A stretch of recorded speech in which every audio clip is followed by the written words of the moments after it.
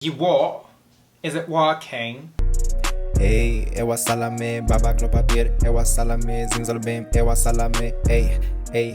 Hi guys, my name is Indigo and welcome back to my channel, or welcome if you're new here. Whew, okay, so the first episode of Instant Influencer came out, what was it, last Friday? Yeah, I'm great at this stuff. But anyways, it came out last Friday and everybody was super stoked about it, and I'm so glad that everybody liked it. And naturally, when people are invested in things, they want to know more. So me and a couple other castmates have been doing Q&As between each episode, so that is exactly what we're gonna do today. I asked you guys on my Instagram, at Indigotohell, if you guys want to follow me there, what you guys would like to know about the show, about me personally, my story, any other questions that you have, and I will be answering them right now. Once again, obviously, I'm not going to be spoiling anything. What y'all thought this was, this is not Make-A-Wish. This is just screenshots of the ones that I actually was going to answer, and there are a lot, so if I don't get to it, period. How long did it take me to do the first makeup look on the show? It took me an hour. The filming days were very long, so we started around 6, and I remember waking up around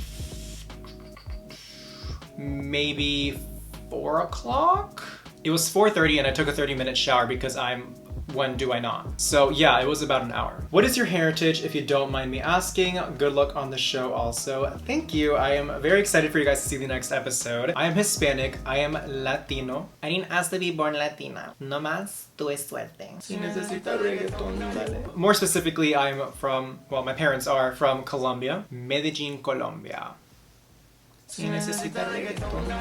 How many languages do you speak? Hablo dos. Hablo español y hablo inglés, pero mi español no es tan bueno, pero trabaja, so.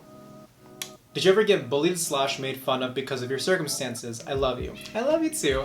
And the answer to that is actually no, mainly because I kept it really under wraps. Overall, I just don't really share that much of my life with people. And the only people that knew were people that I actually knew would not judge me and were actually there for me, so I didn't experience that. And a lot of people that didn't know that I was homeless definitely did not know, because I looked the same exact way that I look right now. A lot of times people think that homeless people look a certain type of way, like they look like they don't have, you know, like the best of clothing and stuff, and that might be the case for some people, but it's also not the case for some other people. Anybody at any second can go homeless because of some terrible accident like I did. So that definitely proves the point of never to judge a book by its cover, because you never know what's going on behind closed doors. Somebody could look like they're dripping in gold, and little do you know that they're living in their car. So, were you a theater kid or like a chorus kid? Not in a bad way. I'm one too. Just wondering. Yes, I was. I remember I was actually in a magnet program in elementary school and middle school, specifically for drama. And I was always like the kid that got like the lead role and would always be like on stage and stuff. So I think that's definitely where I get my confidence from. And also, you said you were a theater kid and a chorus kid, so you know that we are a different breed, okay? We're weird. That's just the way that life goes. How did it feel being on set? I felt so liberated, but also probably the most nervous that I've ever been in my life. Obviously, a lot of things had to be cut because the show is only 40 minutes long, so you guys are not able to see a lot of the hilarious interactions that we had with the judges and in between ourselves, which kind of sucks, but you know, I understand. But definitely at the beginning, and when you're being judged, it is so nerve-wracking. I'm pretty sure you could hear my voice being like, hi. Hi. Is Paris as pretty in real life as she is on camera? Because I would have collapsed if I saw her.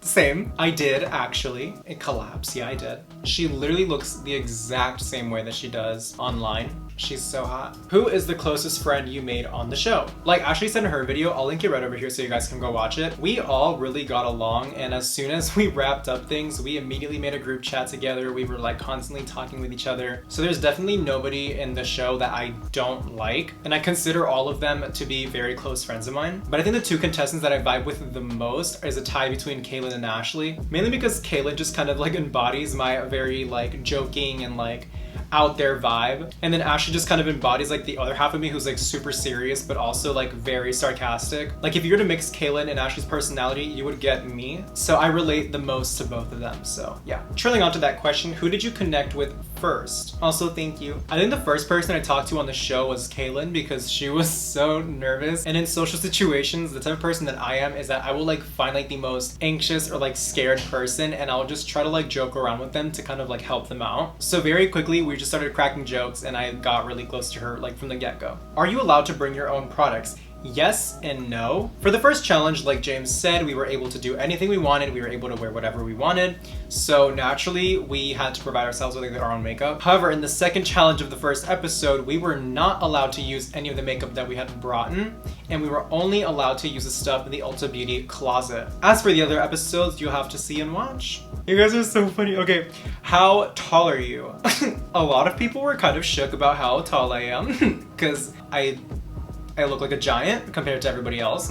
But if you noticed, I was actually wearing super tall heels, but naturally I am 5'11". I couldn't have been just an inch taller because, you know, my luck. But anyways, this is actually the last question about the show, and then we're gonna get into the personal stuff, also my story, and that is, when does the next episode come out? Y'all, the next episode will still be on James Charles' channel, and it'll be this Friday. So I think when I post this, it'll be Wednesday or Thursday, within a day or two from now. Stay tuned, y'all. Stay tuned. All right, onto the good stuff, the personal stuff. This time you guys actually asked me a lot of great questions about my past and I will be answering it. So first, let's start off with something light. ¿Sabes hablar en español? Oui, oui. What is your zodiac sign? I am a Cancer. Don't come for me. Don't even do it. I see you already starting to type. Don't even do it because my rising is Virgo and my Gemini is Moon. So it cancels out and it makes me kind of like a Sagittarius Virgo.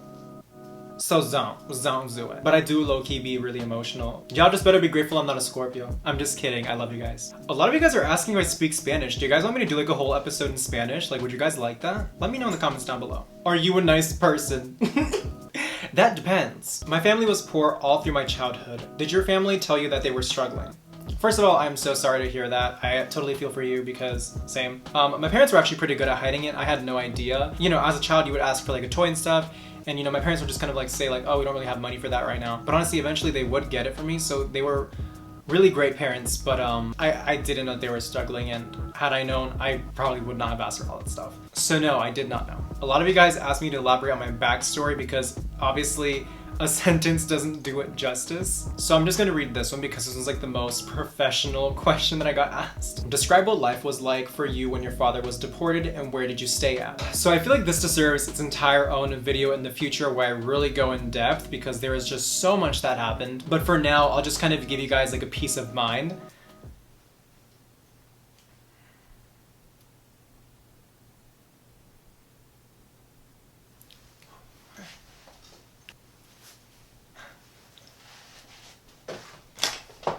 So obviously, as an immigrant household, we did not have the best of opportunities. You know, we did not have any support from the government. We didn't have any legal help. So everything that we had, we made ourselves. Well, not made ourselves, but like we did, honestly.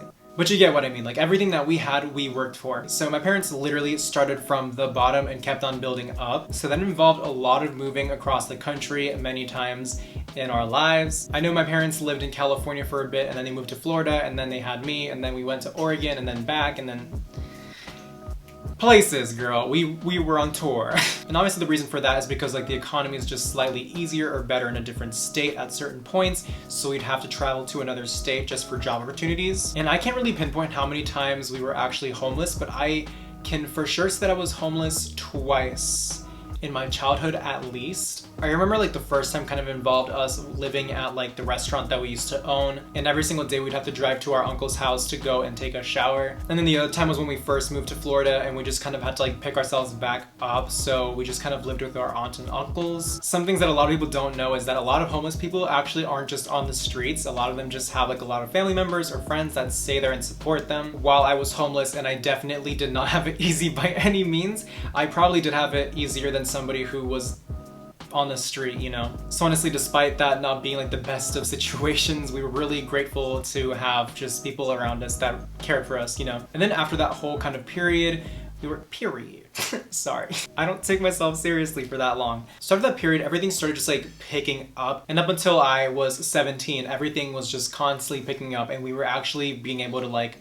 hold ourselves down. I'm not gonna get into legal stuff because that's, first of all, nobody's business, not even mine. Those are my parents' business. That's that's not the point of this. But long story short, my mom is no longer in danger of being deported, so my dad wanted to do the same thing. And unfortunately, that did not go to plan. And my dad was the one who's providing the main source of income for my entire family, so when he left, the money did too. Thankfully, my mom has a medical spa that she's been owning for about almost a decade now, so we weren't completely left in the dust. However, we definitely had to cut back on a lot, and that meant the apartment that we were at the time, it was just simply too expensive. And for a while, we were just kind of like making things work. We were able to find places to sleep at night. We were never like literally on the street, you know, like literally homeless, but it was a very hard time because there's just something so dehumanizing about being homeless. I remember during that entire time, like I felt worthless, despite that not being the case. Like somebody that's homeless is not worthless, like that's not true, but that's how I felt. And I actually don't know how long I was homeless for, but I do remember it felt like an eternity. And even if somebody tells you that they've been homeless for only 3 days or a week or 2 weeks, that feels like an entire lifetime because your struggles literally become survival. Every single second that you have to kind of like survive becomes agonizingly long. And I remember the worst part of it is having to buy fast food every single day because there was no fridge to put food in, so you had to resort to buying fast food, which obviously is also more expensive. It's just like a whole like ordeal in itself. And I hate fast food so much. I don't eat it. I don't do it. I don't like any of that stuff. And I remember having to eat it like every single day for like, I don't remember, like it was like about like a month, 2 months, a month and a half, I don't know. It literally felt like my organs were shutting down. I was like, bro, like I need a lettuce. Like I need a vegetable. Give me a carrot. Like I need something real. So that was fun. And thankfully for the majority of the time, we had a family friend who kind of like found out that we were homeless, and she was like, you're not doing this, come over. And she gave us her room in her house. But you know, as soon as I was there, I really wanted to get out just because I feel like such a burden regardless. Like it's just not the vibes. Like, you know, you can only live with somebody for so long until issues can start happening, and I just don't want to test those waters ever. And then after that, thankfully we had like enough money saved up to start renting like a very cheap apartment nearby, and that was kind of working, but it also kind of wasn't. And the only reason that we did it was because I needed to graduate, and it was my last couple of months of high school. So as soon as I graduated, I waited until my 18th birthday, which July 17th, because I told y'all I'm a Cancer, but we don't talk about that, okay? The second I turned 18, literally the same exact day, boom, I was on the airplane and I flew out here to LA. I'm actually not gonna get anything into after moving to LA because I wanna make an entire another video about it, because that's an entirely different chapter of my life that I've been living for the past I don't even know how long I've been here. It feels like I've been here for 30 seconds. Literally the first day I got off the plane, I was already experiencing like the craziest things that I would have never imagined would have happened. So grateful, also so bittersweet, but don't worry, this is not the last time that you're gonna hear that story. I'm really trying my hardest behind the scenes to kind of create like a little plan because I really want to bring awareness to this stuff. Just please give me some time because this is definitely something I'm really passionate about, and things like that take time, so please bear with me. Did you wear makeup to school? And if you ever did, how did you feel the first time? All right, y'all, time for a confession. I wore makeup to school twice. The first time was because I actually got voted best makeup in my school, so I naturally had to wear makeup to school. I was so scared, like I didn't know what the reaction was gonna be. I didn't know who was gonna see me. I didn't know who I was gonna run into. I had never worn makeup in public to begin with. I actually do not wear makeup out in public. I feel extremely uncomfortable with makeup out in public. Why? I actually don't know. I think just in general, I feel really uncomfortable out in public, even here, just because I really am not kidding when I tell you guys that I am super extra. I dress very elaborately, and since I don't really leave the house very often, I kind of forget that people don't dress like anime characters like 24/7. So whenever I go out, it's quite the spectacle. A lot of people will be staring. I have gotten some names thrown at. So my camera just died, and this is my second battery pack, and this is also out of battery. Oh my gosh, I see it ticking red. I've been called some names out in public, so I really just don't. I just don't. Like when I'm in public, I still want to be me, so I just kind of have to like brace myself, and if I don't, I'm just not gonna wear any makeup because like I'm still human. I can only take so much. So for the most part, I don't really wear makeup out in public.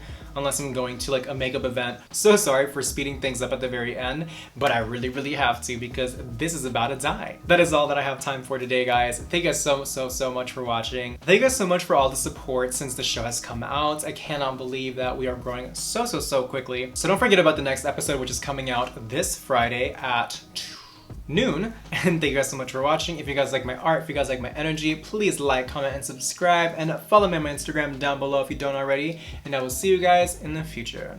Bye-bye. And there is no montage for this look, but you guys get really mad when I don't put cue the montage, so I'm still gonna say it. Bye, guys.